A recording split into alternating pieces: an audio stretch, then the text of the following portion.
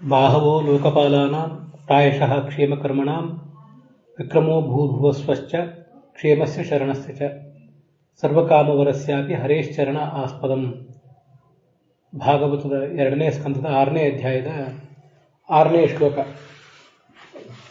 ನಾವೀಗಾಗಲೇ ನೋಡಲಿಕ್ಕೆ ತೊಡಗಿದ್ದೀವಿ.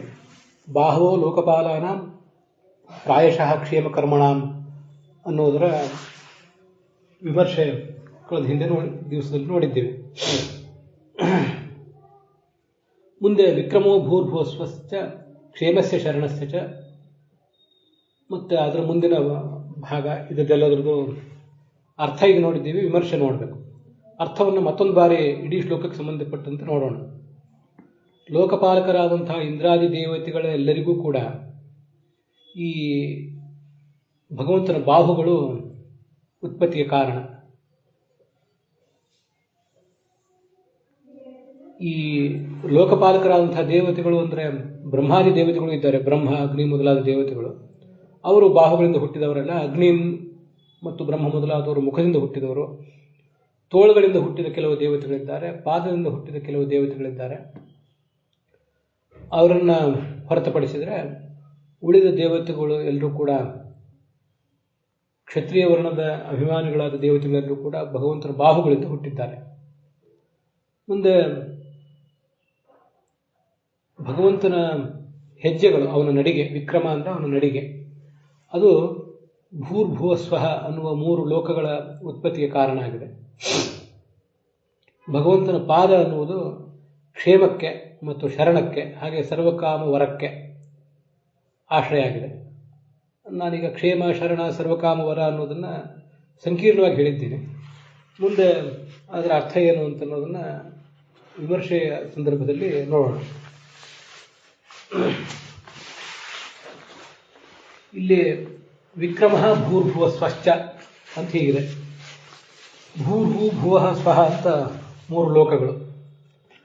ಇವುಗಳಿಗೆ ಆ ವಿಕ್ರಮ ಅಂದರೆ ಭಗವಂತನ ನಡಿಗೆ ಅಥವಾ 3 ಹೆಜ್ಜೆ ಅಂತ ಕೂಡ ಕೆಲವರು ಅರ್ಥ ಮಾಡಿದ್ದಾರೆ. ವಿಕ್ರಮ ಅಂದರೆ ಪಾದನ್ಯಾಸ ಅಂತ ಶ್ರೀಧರರ ವ್ಯಾಖ್ಯಾನ. ಭೂರಾದಿ ಲೋಕಗಳಿಗೆ ಅದೇ ಆಶ್ರಯ. ಭೂರ್ಭುವ ಸ್ವಹ ಅಂತ ಏನಿದೆ ಇದು ಷಷ್ಠಿ ಬಹುವಚನ ಅಂತವಾದ್ದು. ವಸ್ತುತಃ ಷಷ್ಠಿ ವಿಭಕ್ತಿ ಅಲ್ಲಿ ಇತ್ತು, ಆದರೆ ಅದು ಕಾಣ್ತಿಲ್ಲ. ಭೂಹು ಭುವಃ ಸ್ವಹ ಅನ್ನೋದು ಅವ್ಯಯಗಳಾದ್ದರಿಂದ ಷಷ್ಠಿ ವಿಭಕ್ತಿಗೆ ಲೋಪ ಆಗಿದೆ ಅಷ್ಟೆ. ಆದ್ದರಿಂದ ಭೂರ್ಭುವ ಸ್ವಹ ಅಂದರೆ ಭೂರ್ಭುವ ಸ್ವಹ ಲೋಕಗಳಿಗೆ ಅಂತ ಅರ್ಥ ಹೇಳ್ತಾರೆ ಶ್ರೀಧರರು. ವೀರರಾಘವರ ವ್ಯಾಖ್ಯಾನದಲ್ಲೂ ಕೂಡ ಭೂರ್ಭುವ ಸ್ವಹ ರೀತಿ ಷಷ್ಠಿ ಬಹುವಚನ ಅಂತಂ. ತ್ರಯಾಣಾಂ ಲೋಕಾನಾಂ ವಿಕ್ರಮ ತಸ್ಯ ತ್ರಿವಿಧ ಪಾದನ್ಯಾಸ, 3 ವಿಧವಾದ ಪಾದನ್ಯಾಸ ಅಂತನ್ನುವುದೇ ಕಾರಣ ಅಂತ ಅರ್ಥ ಬರೆದಿದ್ದಾರೆ. ಭೂರ್ಭುವ ಸ್ವಶ್ಚ ಅನ್ನೋ ಮಾತಿಗೆ ಭೂರ್ಭುವ ಸ್ವರ್ ಲೋಕಾನಾಂ ಅಂತಲೇ ಅರ್ಥ ಇದೆ ರಾಧಾಕೃಷ್ಣರ ಮಾತಿನಲ್ಲೂ ಕೂಡ. ವಿಕ್ರಮ ಅಂದರೆ ಅವನ ನಡಿಗೆ, ಪಾದನ್ಯಾಸ, ಅವನ ಹೆಜ್ಜೆಗಳನ್ನು ಅವನು ಇಡುವುದು, ಅವನ ಸ್ಟೆಪ್ಸ್ ಅಂತ ಅರ್ಥ. ಅಥವಾ 3 ಸ್ಟೆಪ್ಗಳನ್ನು ಅವನೇನಿಟ್ಟಿದ್ನಲ್ಲ ಹಿಂದೆ ವಾಮನ ರೂಪದಲ್ಲಿ, ಅದೇ ಥರ ಅವನ ಮೂಲ ರೂಪದಲ್ಲಿಯೂ ಕೂಡ ಆ ಸ್ಟೆಪ್ಗಳು ಅಂತಲೂ ಅರ್ಥ ಮಾಡಿದ್ದಾರೆ. ಆದರೆ 3 ಅಂತ ಅಲ್ಲೇನು ಅರ್ಥ ಬರೋದಿಲ್ಲ. ತ್ರಿವಿಕ್ರಮ ಅಂತ ಆದಾಗ 3 ಕ್ರಮ ಅಂತ ಅರ್ಥ ಬರ್ಬೋದು. ವಿಕ್ರಮ ಅಂತ ಆದಾಗ ಸಾಮಾನ್ಯವಾಗಿ ಅವನ ಹೆಜ್ಜೆ ಅಂತಲೇ ಅರ್ಥ ಆಗಬಹುದು. ಇದು ನಮಗೆ ತಿಳಿದು ಬಂದಿರುವಂಥ ಅರ್ಥ. ಇನ್ನು ಮುಂದೆ ಇದೇ ಶಬ್ದಕ್ಕೆ, ಇದೇ ಮಾತಿಗೆ ವಿಜಯಧ್ವನಿ ಯಾದವಾರ್ಯರು ಏನು ಅರ್ಥ ಮಾಡಿದ್ದಾರೆ ಅಂತನ್ನೋದು ನೋಡೋಣ. ಗೋವಿಂದಾಚಾರ್ಯ ಏನು ಅರ್ಥ ಹೇಳ್ತಾರೆ ಅಂತನ್ನೋದನ್ನು ಕೂಡ ಗಮನಿಸೋಣ.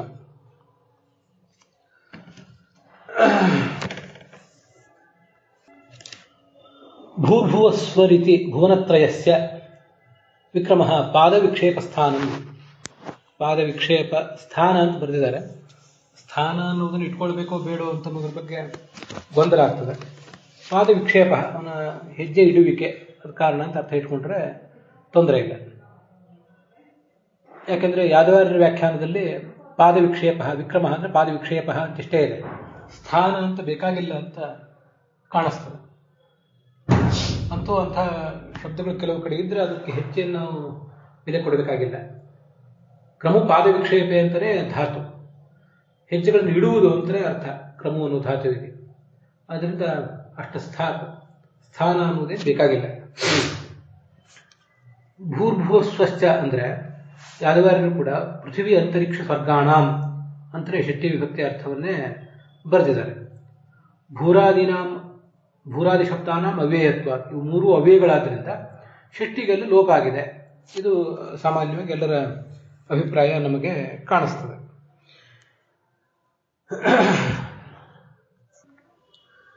ಈ ವಿಕ್ರಮೋ ಭೂರ್ಭುವಸ್ವಶ್ಚ ಅನ್ನೋ ಭಾಗಕ್ಕೆ ಆಚಾರ್ಯರು ತಾತ್ಪರ್ಯ ಬರೆದಿಲ್ಲ.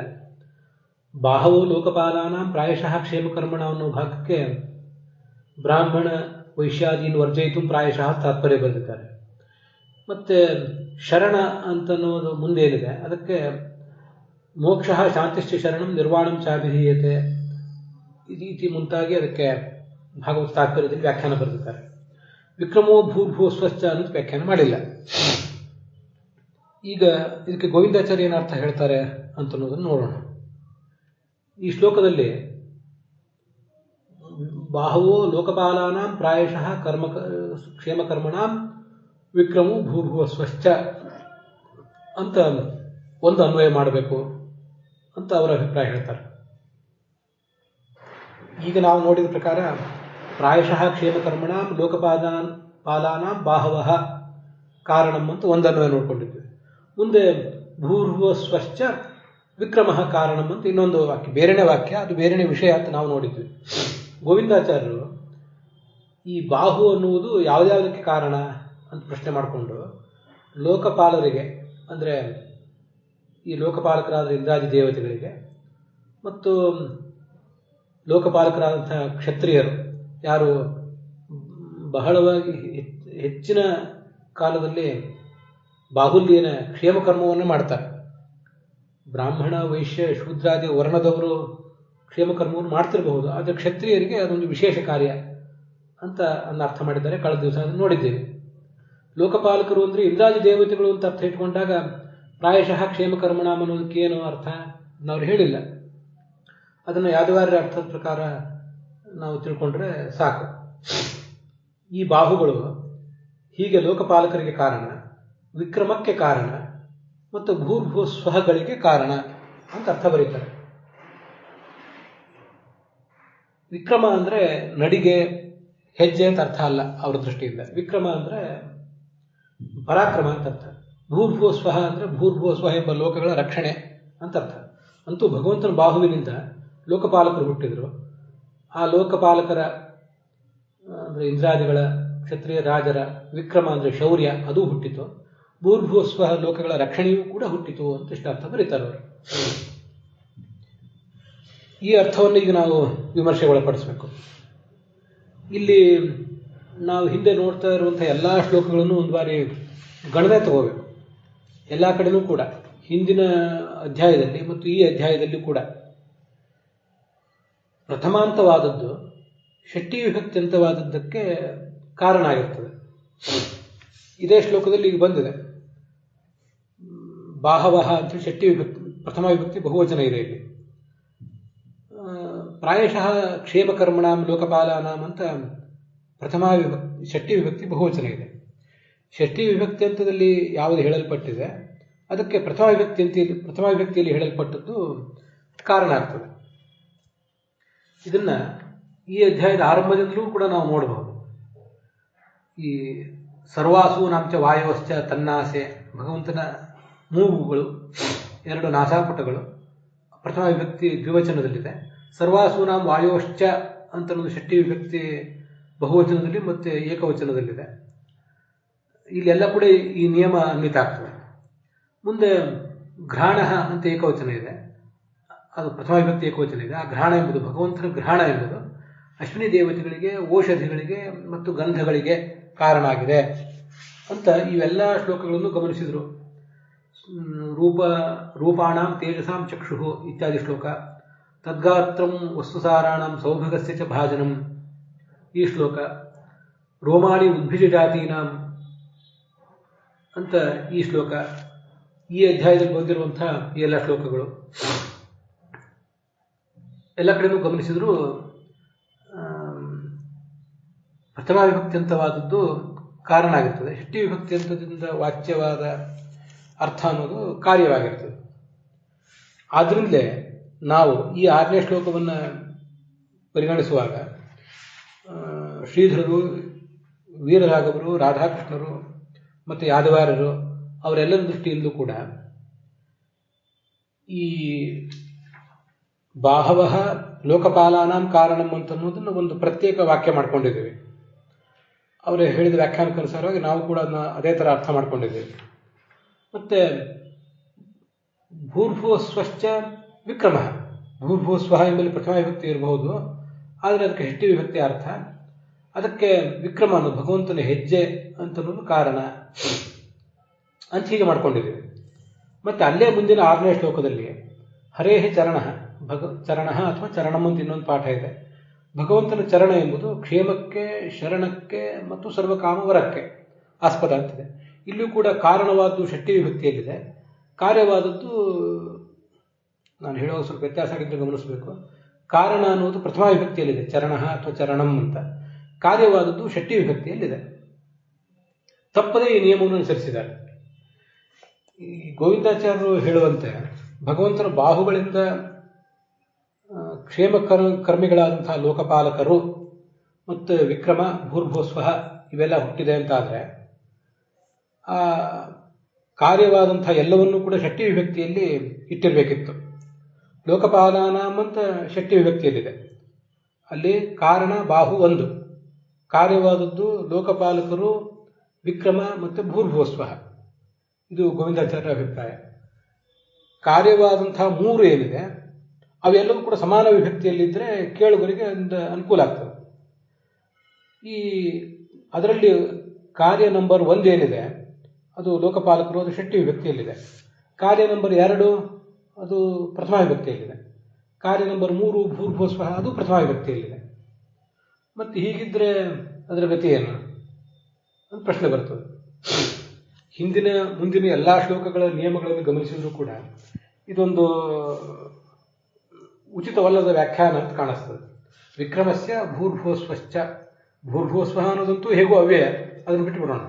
ಭೂರ್ಭುವಸ್ವಃ ಅಂತ ಪ್ರಯೋಗ ಮಾಡಿದ್ರು ಅದಕ್ಕೆ ಪ್ರಥಮ ವಿಭಕ್ತಿ ಅಂತಲೂ ಆಗಬಹುದು, ಷಷ್ಠಿ ವಿಭಕ್ತಿ ಅಂತಲೂ ಆಗಬಹುದು.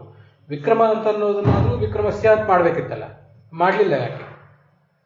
ಆದ್ದರಿಂದ ವಿಕ್ರಮ ಭೂರ್ಭುವಸ್ವಃ ಅಂತನ್ನೋದೊಂದು ಬೇರೆನೇ ವಾಕ್ಯ. ಅದು ಅಲ್ಲಿ ಭೂರ್ಭುವಸ್ವಃ ಅನ್ನೋದಕ್ಕೆ ಷಷ್ಠಿ ವಿಭಕ್ತಿಯಂತವಾದ ಅರ್ಥವನ್ನು ನಾವು ಮಾಡಬೇಕು ಅಂತ ಇಷ್ಟು ತಿಳಿದು ಬರ್ತದೆ. ಈ ಹಿಂದಿನ ಅಧ್ಯಾಯದಲ್ಲಿ ಪುರುಷಸ್ಯ ಮುಖಂ ಬ್ರಹ್ಮ ಕ್ಷತ್ರಮೇತಸ್ಯ ಬಾಹವಃ ಊರ್ವೋರ್ ವೈಶ್ಯೋ ಭಗವತಃ ಪದ್ಭ್ಯಾಂ ಶೂದ್ರೋ ಅಜಾಯತ ಅಂತ 5ನೇ ಅಧ್ಯಾಯದ 37ನೇ ಶ್ಲೋಕ ಒಂದಿದೆ. ಆ ಶ್ಲೋಕ ಒಂದು ಹೇಗೆ ಭಾಷೆಯನ್ನು ಉಪಯೋಗ ಮಾಡಿಕೊಂಡಿದೆ ಅಂತ ಅನ್ನೋದನ್ನು ನಾವು ಗಮನಿಸಿ ನೋಡಬೇಕಾಗ್ತದೆ. ಬ್ರಾಹ್ಮಣ ಜಾತಿಗೆ ಪುರುಷ ಭಗವಂತನ ಪರಮಪುರುಷನಾದ ಭಗವಂತನ ಮುಖ ಕಾರಣ, ಕ್ಷತ್ರಿಯ ಜಾತಿಗೆ ಅವನ ಬಾಹು ಕಾರಣ, ವೈಶ್ಯ ಜಾತಿಗೆ ಅವನ ತೊಡೆಗಳ ಕಾರಣ, ಶೂದ್ರ ಜಾತಿಗೆ ಅವನ ಪಾದಗಳ ಕಾರಣ ಅಂತ ಇಷ್ಟು ಅಲ್ಲಿ ಅರ್ಥ ಇದೆ. ಅಲ್ಲಿ ನಾವು ಇಲ್ಲಿ ತನಕ ಒಂದು ನಿಯಮ ನೋಡಿದ್ವಲ್ಲ, ಕಾರಣವನ್ನು ಪ್ರಥಮ ವಿಭಕ್ತಿಯಲ್ಲಿ ಇಟ್ಟಿರ್ತಾರೆ, ಕಾರ್ಯವನ್ನು ಷಷ್ಠಿ ವಿಭಕ್ತಿಯಲ್ಲಿ ಇಟ್ಟಿರ್ತಾರೆ ಅಂತ. ಅಲ್ಲಿ ಆ ನಿಯಮವೊಂದನ್ನು ಸ್ವಲ್ಪ ಸಡಿಲಿಸಿದಂತೆ ಕಾಣಿಸ್ತದೆ. ಹಾಗೆ ಇಲ್ಲೂ ಕೂಡ ಯಾಕೆ ಮಾಡಬಾರ್ದು ಅಂತ ಪ್ರಶ್ನೆ ಸಹಜವಾಗಿ ಬರ್ತದೆ. ಗೋವಿಂದಾಚಾರ್ಯರು ಮಾಡಿದ ವ್ಯಾಖ್ಯಾನ ಏನಿದೆ ಅದನ್ನು ನಾವು ವಿಮರ್ಶೆ ಮಾಡಲಿಕ್ಕೆ ಹೊರಟಾಗ ನಾವು ಮಾಡಿದ ವಿಮರ್ಶೆಗೆ ತೊಡಕಾಗಿ ಗೋವಿಂದಾಚಾರ್ಯರ ವ್ಯಾಖ್ಯಾನಕ್ಕೆ ಸಮರ್ಥಕವಾಗಿ ಹೀಗೊಂದು ಪ್ರಶ್ನೆ ಬರ್ತದೆ. ಈಗ ಪುರುಷಸ್ಯ ಅಂತನ್ನೋದಂತೂ ಷಷ್ಠಿ ವಿಭಕ್ತಿಯಲ್ಲಿದೆ, ಅದನ್ನು ಬಿಟ್ಟು ಬಿಡೋಣ. ಕಾರಣ ಮುಖ ಅದು ಪ್ರಥಮ ವಿಭಕ್ತಿಯಲ್ಲಿದೆ, ಬ್ರಹ್ಮ ಅದು ಕಾರ್ಯ ಅದು ಪ್ರಥಮ ವಿಭಕ್ತಿಯಲ್ಲಿದೆ, ಬಾಹವಃ ಪ್ರಥಮ ವಿಭಕ್ತಿಯಲ್ಲಿದೆ, ಕ್ಷತ್ರಂ ಪ್ರಥಮ ವಿಭಕ್ತಿಯಲ್ಲಿದೆ, ಕಾರ್ಯಕಾರಣಗಳೆರಡೂ ಕೂಡ ಪ್ರಥಮ ವಿಭಕ್ತಿಯಲ್ಲಿದೆ. ಮುಂದೆ ಊರ್ವೋಹೋ ವೈಶ್ಯ ಅಂತ ಕಾರ್ಯ ಪ್ರಥಮ ವಿಭಕ್ತಿಯಲ್ಲಿದೆ, ಮತ್ತೆ ಊರ್ವೋಹ ಅಂತ ಕಾರಣ ಪಂಚಮಿ ವಿಭಕ್ತಿಯಲ್ಲಿ ದ್ವಿವಚನದಲ್ಲಿದೆ. ಮಧ್ಯಾಂ ಶೂದ್ರೋ ಅಜಾಯಿತ ಎಂಬಲ್ಲಿ ಕೂಡ ಕಾರಣ ಅನ್ನೋದು ಪಂಚಮಿ ವಿಭಕ್ತಿ ದ್ವಿವಚನದಲ್ಲಿದೆ, ಕಾರ್ಯವಾದಂತಹ ಶೂದ್ರ ಪ್ರಥಮ ವಿಭಕ್ತಿಯಲ್ಲಿದೆ. ಈ ವಾಕ್ಯಗಳನ್ನು ಗಮನಿಸಿದಾಗ ವಾಕ್ಯಗಳ ರೀತಿ ಬೇರೆ ಬೇರೆ ಇರ್ತದೆ. ಅಲ್ಲಿ ಊರ್ವೋಹೋ ವೈಶ್ಯ ಅಜಾಯತ, ಊರುಗಳಿಂದ 2 ತೊಡೆಗಳಿಂದ ವೈಶ್ಯ ಹುಟ್ಟಿದ ಅಂತ ಹೀಗೆ ಬಂದಿದೆ. ಅಲ್ಲಿ ಹುಟ್ಟಿದ ಅನ್ನೋದು ಕ್ರಿಯಾಪದ, ಹಾಗೆ ಶೂದ್ರ ಹುಟ್ಟಿದ ಅಂತ ಕ್ರಿಯಾಪದ. ಆದ್ದರಿಂದ ಹುಟ್ಟಿದ ಅನ್ನೋ ಕ್ರಿಯಾಪದಕ್ಕೆ ಅನುಸಾರವಾಗಿ ವೈಶ್ಯ ಮತ್ತು ಶೂದ್ರರನ್ನು ಪ್ರಥಮ ವಿಭಕ್ತಿಯಲ್ಲಿ ಇಟ್ಟಿದ್ದಾರೆ. ಆ ಕಾರ್ಯಗಳನ್ನು, ಕಾರಣವಾದಂತಹ ತೊಡೆ ಮತ್ತು ಪಾದಗಳನ್ನು ಪಂಚಮಿ ವಿಭಕ್ತಿ ದ್ವಿವಚನದಲ್ಲಿ ಇಟ್ಟಿದ್ದಾರೆ. ಅದು ಆ ವಾಕ್ಯದ ಶೈಲಿ. ಈ 37ನೇ ಶ್ಲೋಕವನ್ನು ಒಟ್ಟು 4 ಭಾಗವಾಗಿ ವಿಂಗಡಿಸಬೇಕು. ಪುರುಷಸ್ಯ ಮುಖಂ ಬ್ರಹ್ಮ ಅಂತ ಒಂದು, ಪುರುಷಸ್ಯ ಮುಖಂ ಬ್ರಹ್ಮ ಅಸ್ತಿ, ಏತಸ್ಯ ಬಾಹವಃ ಕ್ಷತ್ರಂ ಅಸ್ತಿ ಅಂತ ಇನ್ನೊಂದು ವಾಕ್ಯ, ಊರ್ವೋಹೋ ಭಗವತಃ ಊರ್ವೋಹೋ ವೈಶ್ಯಃ ಅಜಾಯತ ಅಂತ ಒಂದು, ಮತ್ತೆ ಪದ್ಭ್ಯಾಂ ಶೂದ್ರಃ ವ್ಯಜಾಯತ ಅಂತ ಮತ್ತೊಂದು ವಾಕ್ಯ. ಹೀಗೆ 4 ವಾಕ್ಯಗಳನ್ನು ಮಾಡಬೇಕು. ಆ 4 ಬೇರೆ ಬೇರೆ ವಾಕ್ಯಗಳಲ್ಲಿ ಮೇಲಿನ 2 ವಾಕ್ಯಗಳಲ್ಲಿ ಕಾರ್ಯಕಾರಣಗಳನ್ನ ಎರಡನ್ನು ಕೂಡ ಪ್ರಥಮ ವಿಭಕ್ತಿಯಲ್ಲಿ ಇಟ್ಟಿದ್ದಾರೆ. ಮತ್ತೆ ಮುಂದಿನ 2 ವಾಕ್ಯಗಳಲ್ಲಿ ಕಾರಣಗಳನ್ನು ಪಂಚಮಿ ವಿಭಕ್ತಿಯಲ್ಲಿಯೂ ಕಾರ್ಯವನ್ನು ಪ್ರಥಮ ವಿಭಕ್ತಿಯಲ್ಲಿಯೂ ಕೂಡ ಇಟ್ಟಿದ್ದಾರೆ. ವಾಕ್ಯಗಳೇ ಬೇರೆ ಆದ್ದರಿಂದ ಆ ಥರ ಹೊಂದಿತ್ತು. ಆದರೆ ಈ ಮುಂದೆ ನಾವು ಈಗ 6ನೇ ಶ್ಲೋಕ ಏನು ನೋಡ್ತಿದ್ದೀವಿ ಅಂದರೆ 2ನೇ ಸ್ಕಂದದ 6ನೇ ಅಧ್ಯಾಯದಿಂದ 1ನೇ ಶ್ಲೋಕದಿಂದ ಆರಂಭಿಸಿ ನಾವೇನು ಮುಂದಿನ 6ನೇ ಶ್ಲೋಕದವರೆಗೆ ನೋಡ್ಲಿಕ್ಕೆ ತೊಡಗಿದ್ದೀವಿ. ಇಲ್ಲಿ ಎಲ್ಲ ಕಡೆಯೂ ಕೂಡ ಕಾರಣವನ್ನು ಪ್ರಥಮ ವಿಭಕ್ತಿಯಲ್ಲಿ ಇಟ್ಟಿದ್ದಾರೆ, ಕಾರ್ಯವನ್ನು ಷಷ್ಠಿ ವಿಭಕ್ತಿಯಲ್ಲಿ ಇಟ್ಟಿದ್ದಾರೆ. ಇದೇ ಶ್ಲೋಕನೇ ಬಾಹವೋ ಲೋಕಪಾಲನವನ್ನು ಒಂದು ಶ್ಲೋಕ ತಗೊಂಡ್ರೂ ಕೂಡ ಮುಂದೆ ಹರೇಶ್ ಚರಣ ಆಸ್ಪದಂ ಎಂಬಲ್ಲಿ ಕಾರಣವಾದ ಚರಣವನ್ನು ಪ್ರಥಮ ವಿಭಕ್ತಿಯಲ್ಲಿ ಇಟ್ಟಿದ್ದಾರೆ, ಕಾರ್ಯವಾದಂತಹ ಕ್ಷೇಮ ಶರಣ ಸರ್ವಕಾಮವರವನ್ನು ಷಷ್ಠಿ ವಿಭಕ್ತಿಯಲ್ಲಿ ಇಟ್ಟಿದ್ದಾರೆ. ವಾಕ್ಯದ ಶೈಲಿ ಬೇರೆ ಇದೆ. ಆದ್ದರಿಂದ ಈ ಶೈಲಿಯನ್ನು ಗಮನಿಸಿದರೆ ಈ ವಾಕ್ಯದ ಹಿಂದಿನ ಶ್ಲೋಕದ ಇದರ ಮುಂದಿನ ಶ್ಲೋಕಗಳ ಎಲ್ಲ ಶ್ಲೋಕಗಳ ವಾಕ್ಯಗಳ ಶೈಲಿಯನ್ನು ಗಮನಿಸಿದರೆ ಇಲ್ಲಿಯೂ ಕೂಡ ವಿಕ್ರಮಸ್ಯ ಅಂತ ಇರಬೇಕಾಗಿತ್ತಲ್ಲ, ಅದು ಹೇಗೆ ವಿಕ್ರಮ ಅಂತಿದೆ ಅಂತ ಇಷ್ಟು ಪ್ರಶ್ನೆ ಬಂದು ನಿಲ್ತದೆ. ಇದು ಗೋವಿಂದಾಚಾರ್ಯ ವ್ಯಾಖ್ಯಾನಕ್ಕೆ ಒಂದು ತೊಡಕಾಗ್ತದೆ. ಇಲ್ಲಿ ಪ್ರಶ್ನೆ ಮಾಡುವವರು ವಿಕ್ರಮ ಅಂತ ಪ್ರಥಮ ವಿಭಕ್ತಿಯಲ್ಲಿದೆಯಲ್ಲ, ಅದಕ್ಕೆ ಷಷ್ಠಿ ವಿಭಕ್ತಿ ಅರ್ಥ ಮಾಡ್ಬೋದಲ್ಲ ನೀವು ಅಂತ ಒಂದು ಪ್ರಶ್ನೆ ಮಾಡುವ ಸಾಧ್ಯತೆ ಇದೆ. ಸಪ್ತಸು ಪ್ರಥಮ ಅಂತೇಳಿ ಸೂತ್ರ ಇದೆ, ಅದಕ್ಕನುಸಾರವಾಗಿ ಪ್ರಥಮ ವಿಭಕ್ತಿ ಶಬ್ದಕ್ಕೇ ಷಷ್ಠಿ ವಿಭಕ್ತಿ ಅರ್ಥ ಮಾಡಬಹುದಲ್ಲ ಅಂತ ಒಂದು ಪ್ರಶ್ನೆ ಬರ್ತದೆ. ಅದನ್ನ ಹಿಂದೆ ಪುರುಷಸ್ಯ ಮುಖಂ ಬ್ರಹ್ಮ ಕ್ಷತ್ರಮೇತಸ್ಯ ಬಾಹವಃ ಅನ್ನುವಲ್ಲಿ ಬ್ರಹ್ಮ ಅಂದರೆ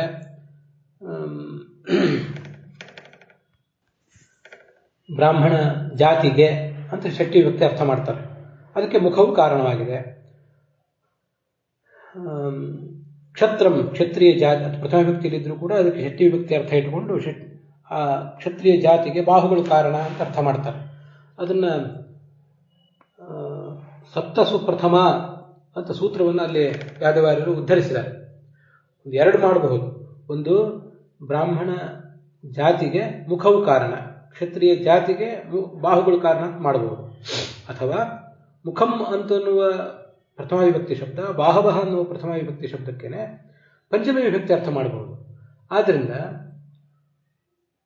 ಈ ಮುಖಾತ್ ಪರಬ್ರಹ್ಮನ ಮುಖದಿಂದ ಮತ್ತು ಅವನ ಬಾಹುಗಳಿಂದ ಪಂಚಮಿ ವಿಭಕ್ತಿ ಅರ್ಥ ಮಾಡ್ಕೊಂಡ್ಬಿಟ್ಟು ಸುಲಭ ಆಗ್ತದೆ.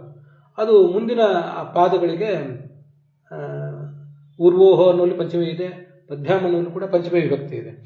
ಆದ್ದರಿಂದ ಅದು ಅರ್ಥ ಆಗ್ತದೆ. ಹಾಗೆ ಸಪ್ತಸು ಪ್ರಥಮ ಅಂತ ಸೂತ್ರ ಇದೆ. ಪ್ರಥಮ ವಿಭಕ್ತಿಯನ್ನು ಪ್ರಯೋಗ ಮಾಡಿದರೆ ಅದಕ್ಕೆ ಎಲ್ಲ ವಿಭಕ್ತಿಗಳ ಅರ್ಥವೂ ಆಗ್ತದೆ.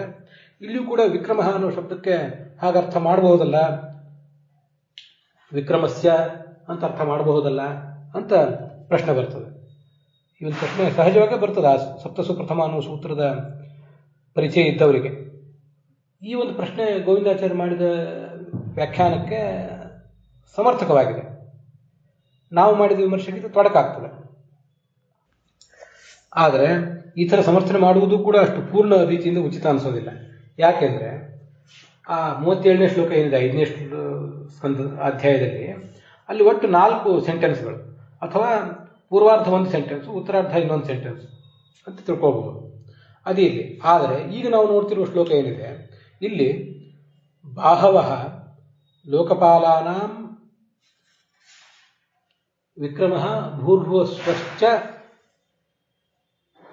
ಕಾರಣಂ ಅಂತ ಹೀಗೆ ಒಂದೇ ವಾಕ್ಯ. ಕಾರಣ ಒಂದೇ ಇದೆ, ಕಾರ್ಯ ಅನೇಕ ಇವೆ.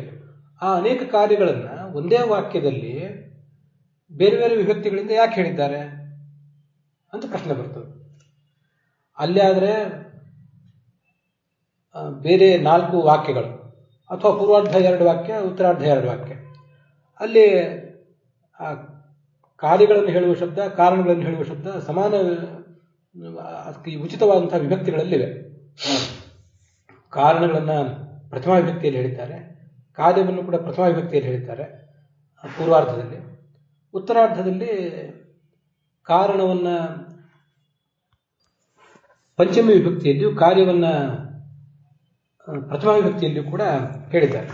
ವಾಕ್ಯಗಳೇ ಬೇರೆ ಬೇರೆ ಆದ್ದರಿಂದ ಅದನ್ನು ಅಲ್ಲಿ ಸಪ್ತಸು ಪ್ರಥಮ ಅಂತ ಬಂದದ್ದನ್ನು ಪ್ರಥಮ ವಿಭಕ್ತಿಯಲ್ಲಿ ಇದ್ದದನ್ನು ನಾವು ಪಂಚಮಿ ವಿಭಕ್ತಿಗೆ ಅನ್ವಯ ಮಾಡ್ಕೊಂಡು ನೋಡಿದ್ದು ಅಥವಾ ಷಷ್ಠಿ ವಿಭಕ್ತಿಗೆ ಅನ್ವಯ ಮಾಡ್ಕೊಂಡು ನೋಡಿದ್ದು ಉಚಿತ ಆಗಿತ್ತು. ಆದರೆ ಇಲ್ಲಿ ಒಂದೇ ವಾಕ್ಯ ಬಾಹವಃ ಲೋಕಪಾಲಾನಾಂ ಅಂತ ಹೀಗೆ ಆ ಒಂದೇ ವಾಕ್ಯದಲ್ಲಿ ಬಂದದ್ದನ್ನು ಬಾಹವಃ ಲೋಕಪಾಲಾನಾಂ ವಿಕ್ರಮಃ ಭೂರ್ಭುವಸ್ವಶ್ಚ ಅನ್ನೋ ಒಂದೇ ವಾಕ್ಯದಲ್ಲಿ ಅದು ಹೇಗೆ ಕಾರಣ ಆಗ್ತದೆ? ಅಲ್ಲಿ ಬಂದಿರುವಂಥ ವಿಕ್ರಮ ಅಂತ ಅನ್ನೋದನ್ನು ಷಷ್ಠಿ ವಿಭಕ್ತಿ ಅರ್ಥದಲ್ಲಿ ಇಟ್ಕೊಳ್ಳೋದು ಹೇಗೆ? ಇಲ್ಲದೆ ಹೋದರೆ ಮತ್ತೆ ಬಾಹವಃ ಅಂತ ಅನ್ನೋದನ್ನು ಪ್ರಥಮ ವಿಭಕ್ತಿಯಲ್ಲಿದ್ದದನ್ನು ಬಾಹುಭ್ಯಾಂ ವಿಕ್ರಮ ಅಂತ ಹೀಗೆ ಮಾಡಬೇಕಾಗ್ತದೆ, ಪಂಚಮಿ ವಿಭಕ್ತಿ ಅರ್ಥ ಮಾಡಬೇಕಾಗ್ತದೆ. ಒಂದು ಕಡೆ ಬಂದಂಥ ಬಾಹು ಅನ್ನೋ ಶಬ್ದವನ್ನು ಒಂದು ಕಡೆ ಲೋಕಪಾಲಾನಾಂ ಅನ್ನೋದಕ್ಕೆ ಕಾರಣ ಆದಾಗ ಪ್ರಥಮ ವಿಭಕ್ತಿ ಅರ್ಥವನ್ನು ಇಟ್ಕೊಂಡಿದ್ದೇವೆ, ಮುಂದೆ ಷಷ್ಠಿ ವಿಭಕ್ತಿ, ಮುಂದೆ ಪಂಚಮಿ ವಿಭಕ್ತಿ ಅರ್ಥ ಇಟ್ಕೊಳ್ಳಿಕ್ಕೆ ಹೋಗ್ತೇವೆ ವಿಕ್ರಮ ಅನ್ನೋದಕ್ಕೆ ಸಂಬಂಧಪಟ್ಟಂತೆ. ಇದು ಹೇಗೆ ಉಚಿತ ಆಗ್ತದೆ ಒಂದೇ ಶಬ್ದಕ್ಕೆ? ಒಂದು ವಾಕ್ಯದಲ್ಲಿ ಇದರ ಔಚಿತ್ಯ ಹೇಗೆ ಅಂತ ನನಗೆ ಸಮಾಧಾನ ಆಗೋದಿಲ್ಲ.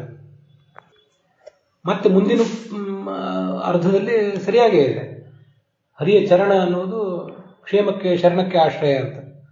ಆದ್ದರಿಂದ ಇದನ್ನೆಲ್ಲ ಗಮನಿಸಿದರೆ ವಿಕ್ರಮ ಅಂತ ಅನ್ನೋದನ್ನು ಶೌರ್ಯ ಅಂತ ಅರ್ಥ ಮಾಡದೆ ಪಾದನ್ಯಾಸ ಅಂತ ಅರ್ಥ ಮಾಡುವುದೇ ಉಚಿತವಾಗಿ ಕಾಣಿಸ್ತದೆ. ಆ ಪಾದನ್ಯಾಸ ಎಂಬುದು ಹೆಜ್ಜೆ ಇಡುವಿಕೆ ಅನ್ನುವುದು ಭೂರ್ಭುವಸ್ವಹಗಳಿಗೆ ಕಾರಣ ಅಂತ. ಇಷ್ಟು ನಾನು ವಿಮರ್ಶೆ ಹೇಳಿದ್ದೇನೆ. ನನ್ನ ಅನುಭವದಲ್ಲಿ ಸಂಸ್ಕೃತ ಭಾಷೆಯೇ ಬಹಳ ಸಂಕೀರ್ಣ, ಅನೇಕ ಅರ್ಥಗಳನ್ನು ಮಾಡಲಿಕ್ಕೆ ಅವಕಾಶ ಇರುವಿಕೆ ಅನ್ನುವುದು ಅದರ ಅಡ್ವಾಂಟೇಜು ಹೌದು, ಅದರ ಡಿಸಡ್ವಾಂಟೇಜ್ ಕೂಡ ಹೌದು. ಇದರಿಂದಾಗಿಯೇ ದ್ವೈತ ಅದ್ವೈತ ಇತ್ಯಾದಿ ಭಿನ್ನ ಭಿನ್ನ ಅಭಿಪ್ರಾಯಗಳು ಒಂದೇ ಶ್ರುತಿ, ಒಂದೇ ಪುರಾಣ ಇತ್ಯಾದಿಗಳನ್ನು ಅವಲಂಬಿಸಿಕೊಂಡು ಹುಟ್ಟಿರುವಂಥವು. ಮತ್ತೆ ಒಂದೇ ವಿಭಕ್ತಿಗೆ ಅನೇಕ ಅರ್ಥಗಳನ್ನು ಮಾಡಲಿಕ್ಕೆ ಬರ್ತದಂತ ಅನ್ನೋದಂತೂ ಮತ್ತೂ ವಿಚಿತ್ರ. ವಿಕ್ರಮ ಅನ್ನುವ ಒಂದು ಶಬ್ದಕ್ಕೆ ಶೌರ್ಯ ಅಂತ ಅರ್ಥ ಮಾಡಬಹುದು, ಹೆಜ್ಜೆ ಅಂತ ಅರ್ಥ ಮಾಡಬಹುದು, ಅದೊಂದು ವಿಚಾರ. ಒಂದೇ ವಿಭಕ್ತಿಗೆ ಪ್ರಸಂಗಾನುಸಾರವಾಗಿ ಬೇರೆ ಬೇರೆ ಅರ್ಥಗಳನ್ನು ಮಾಡಬಹುದು ಅನ್ನುವುದೆಲ್ಲ ಬಹಳ ವಿಚಿತ್ರವಾದ್ದು. ಆದ್ದರಿಂದ ಸಂಸ್ಕೃತ ಭಾಷೆಯ ಆ ಸ್ವಭಾವವೇ ಇಂಥ ಅನೇಕ ಗೊಂದಲಗಳಿಗೆ ಕಾರಣ ಆಗ್ತದೆ. ಮತ್ತೆ ನಮಗೆ ನಾವು ಈಗ ಇರುವ ಪರಿಸ್ಥಿತಿಯಲ್ಲಿ ಕಾಲ ಕರ್ಮ ತಮೋ ವೃದ್ಧಂ ಅಂತ ನಮ್ಮ ಮನಸ್ಸು, ಈ ಅರ್ಥಗಳನ್ನು ಗ್ರಹಿಸಬೇಕಾದಂತಹ ನಮ್ಮ ಮನಸ್ಸು ಕಲಿಕಾಲದಿಂದಾಗಿ ಮತ್ತು ನಮ್ಮ ಪ್ರಾರಬ್ಧ ಕರ್ಮಗಳಿಂದಾಗಿ ಮತ್ತು ತಮೋಗುಣದಿಂದಾಗಿ ಇದು ಅವರುದ್ಧ ಆಗಿಬಿಡ್ತದೆ.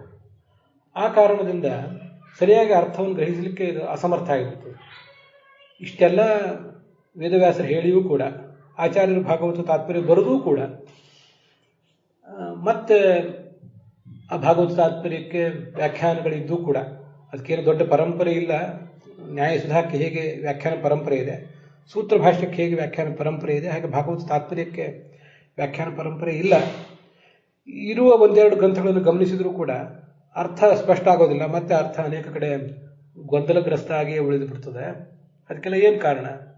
ಒಂದು ಸಂಸ್ಕೃತದ ಮೂಲ ಶೈಲಿಯೇ ಹಾಗೆ, ಮತ್ತು ನಮ್ಮ ಪ್ರಾರಬ್ಧ ಕರ್ಮ, ನಮ್ಮ ತಮೋಗುಣದಿಂದ ಬಾಧಿತವಾದ ಮನಸ್ಸು, ಬುದ್ಧಿ, ಮತ್ತು ನಮ್ಮ ಪ್ರಾರಬ್ಧ ಕರ್ಮಗಳು, ಇವೆಲ್ಲ ಕಾರಣ. ಮತ್ತು ಸಂಸ್ಕೃತ ಭಾಷೆಯ ಸ್ವಭಾವವೇ ಹಾಗೆ ಅಂತ ಹೇಳಿದ್ವಲ್ಲ, ಅದು ಜಡವಾದ ಭಾಷೆಯ ಸ್ವಭಾವ ಹಾಗೆ ಒಂದು. ಇನ್ನೊಂದು ಪರೋಕ್ಷ ಪ್ರಿಯಾಹ ಇವ ಹಿ ದೇವಾಹ ಪ್ರತ್ಯಕ್ಷ ದ್ವಿಷಃ ಅಂತ ಬೃಹದಾರಣ್ಯಕದಲ್ಲಿ ಬಂದಿದೆ, ಐತರೇಯ ಉಪನಿಷತ್ತಿನಲ್ಲಿ ಕೂಡ ಹಾಗೆ ಬಂದಿದೆ. ತುಂಬ ಸಿಂಪಲ್ ಆದ ಸಂಗತಿಗಳನ್ನು ಕೂಡ ತುಂಬ ಸಮಸ್ಯೆಗೆ ಕಾರಣ ಆಗುವಂತೆ ಶಾಸ್ತ್ರ ಹೇಳಿಬಿಡ್ತದೆ. ತುಂಬ ಸ್ವಚ್ಛವಾದ ಬುದ್ಧಿ ಇದ್ದವರು, ಸಾಧನೆಯಲ್ಲಿ ಬಹಳ ಮೇಲೆ ಹೋದವರು ಮಾತ್ರ, ಯಾವುದೇ ದುರಾಗ್ರಹ ಇತ್ಯಾದಿಗಳಿಲ್ಲದೆ, ಅಭಿಮಾನಗಳು ಇಲ್ಲದೆ ಹೋದವರು ಮಾತ್ರ ಆ ಅರ್ಥವನ್ನು ಗ್ರಹಣ ಮಾಡಲಿಕ್ಕೆ ಬೇಕಾದಂತಹ ಅನುಕೂಲಗಳನ್ನು ಪಡೀತಾರೆ. ಉಳಿದವರೆಲ್ಲರೂ ಕೂಡ ಅದರ ಅರ್ಥ ವಿವರಣೆಯಲ್ಲಿ ಸೋಲ್ತಾರೆ. ಅವರವ್ರು ಹೇಳಿದ್ದೇ ಅರ್ಥ ಆಗಿ ಹೋಗಿಬಿಡ್ತದೆ.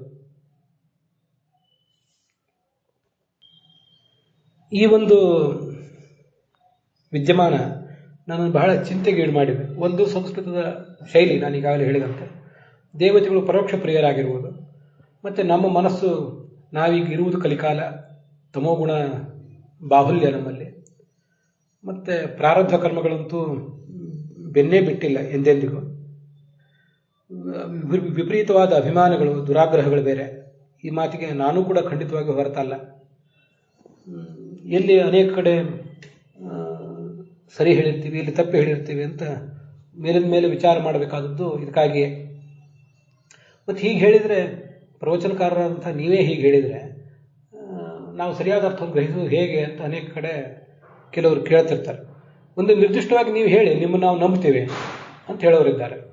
ಆದರೆ ನಾನು ಹೇಳಿದ ಅರ್ಥಗಳನ್ನು ಕೂಡ ಕೇಳಿ, ಬೇರೆಯವರು ಹೇಳಿದ ಅರ್ಥಗಳನ್ನು ಕೇಳಿ ವಿಮರ್ಶೆ ಮಾಡಿ ಆಮೇಲೆ ನೀವು ಅದನ್ನು ಸ್ವೀಕಾರ ಮಾಡಿರಿ. ನಾನು ಹೇಳಿದ ಅಂತಿಮ ಆಗಬೇಕಾಗಿಲ್ಲ ಅಂತ ಯಾಕೆ ಹೇಳಿರ್ತೀನಿ ಅಂದರೆ, ಈ ಹಿಂದೆ ಹೇಳಿದ ವಿದ್ಯಮಾನಗಳಿಗೆ ನಾನು ಭಯಪಟ್ಟಿರುವುದೇ ಕಾರಣ. ಮತ್ತು ಯಾವೊಂದು ತತ್ವವನ್ನು ಕೂಡ ತೀರ್ಮಾನ ಮಾಡಲಿಕ್ಕೆ ನಾವು ಅವಸರ ಪಡಬೇಕಾಗಿಲ್ಲ. ಇಂಗ್ಲೀಷ್ನಲ್ಲಿ ಆ ಮಾತಿದೆ, ಹೇಜನ್ ಸ್ಲೋಲಿ ಅಂತ, ನಿಧಾನವಾಗಿ ಅವಸರ ಮಾಡಿ ಅಂತ. ಇದೊಂದೇ ಜನ್ಮದಲ್ಲಿ ಎಲ್ಲವನ್ನೂ ತಿಳಿಬೇಕಾದ ಎಲ್ಲವನ್ನೂ ತಿಳ್ಕೊಂಡು ನಾನು ನಿರ್ಧಾರ ಮಾಡಿಕೊಂಡು ಮುಂದೆ ಹೋಗ್ತೀನಿ ಅಂತನ್ನೋದು ಅಸಾಧ್ಯವಾದ ಮಾತು. ಬಹೂನಾಂ ಜನ್ಮನಾಮಂತೆ ಜ್ಞಾನವಾನ್, ಅನೇಕ ಜನ್ಮಗಳ ನಂತರವೇ ಜ್ಞಾನ ಬರಬೇಕು. ಅಲ್ಲಿವರೆಗೂ ಕೂಡ ನಮ್ಮ ಮಟ್ಟಿನ ಸರ್ವಜ್ಞತ್ವವನ್ನು ನಾವು ಗಳಿಸುವ ಮಟ್ಟಿಗೂ ಕೂಡ ನಾವು ತಸ್ಮಾತ್ ಸರ್ವತ್ರ ಜಿಜ್ಞಾಸೇತ್ ಏಕಂಚ ತತ್ವತೋ ವೇತ್ತು ವಿನಾ ಸರ್ವಜ್ಞತಾಂ ನರಃ. ಯಾವುದೋ ಒಂದು ಸಂಗತಿಯನ್ನು ಅರ್ಥ ಮಾಡ್ಕೊಳ್ಳಿಕ್ಕೂ ನಾವು ಸರ್ವಜ್ಞರಾಗದೇ ಇದ್ದರೆ ಸಾಧ್ಯ ಇಲ್ಲ. ಆದ್ದರಿಂದ ನಮ್ಮ ಸರ್ವಜ್ಞತ್ವವನ್ನು ನಾವು ಪಡ್ಕೊಳ್ಳುವ ತನಕ, ನಮ್ಮ ಕೊಡವನ್ನು ನಾವು ತುಂಬಿಕೊಳ್ಳುವ ತನಕ ಎಲ್ಲದರ ಬಗ್ಗೆನೂ ಹೀಗೆ ಜಿಜ್ಞಾಸೆ ಮಾಡ್ತಾನೇ ಇರಬೇಕು. ಎಲ್ಲ ಪ್ರಾಚೀನರು, ನಮ್ಮ ಸಮಕಾಲೀನರು, ಇವರೆಲ್ಲರೂ ಹೇಳಿದ ಅಭಿಪ್ರಾಯಗಳನ್ನು ಕೂಡ ಗಮನಿಸ್ತಾ ಇರಬೇಕು. ಅದರ ಬಗ್ಗೆ ದುರ್ಭಾವನೆ ಇಲ್ಲದೆ, ದುರಾಗ್ರಹವಿಲ್ಲದೆ ಕೇವಲ ವಿಮರ್ಶೆಯನ್ನು ಮಾತ್ರ ಮಾಡ್ತಾ ಮುಂದುವರಿಬೇಕು. ನಾವು ಕೂಡ ನಿರಂತರವಾಗಿ ಶುದ್ಧವಾದ ಪಾಠ, ಶುದ್ಧವಾದ ಅರ್ಥ ನಮಗೆ ಸಿಗಲಿ ಅಂತ ಭಗವಂತನನ್ನ ಪ್ರಾರ್ಥನೆ ಮಾಡಬೇಕಷ್ಟೆ. ನಿನ್ನ ಒಂದೊಂದು ಅಂಗಾಂಗಗಳಿಂದ ಒಂದೊಂದು ಲೋಕ, ಒಂದೊಂದು ವರ್ಣ, ಒಂದೊಂದು ಲೋಕ, ಒಬ್ಬ ದೇವತೆಯವರೆಲ್ಲ ಹುಟ್ಟಿದ್ದಾರೆ. ನಿನ್ನ ಬುದ್ಧಿಯಿಂದಲೇ ನನಗೂ ಕೂಡ ಸದ್ಬುದ್ಧಿ ಬರಬೇಕು.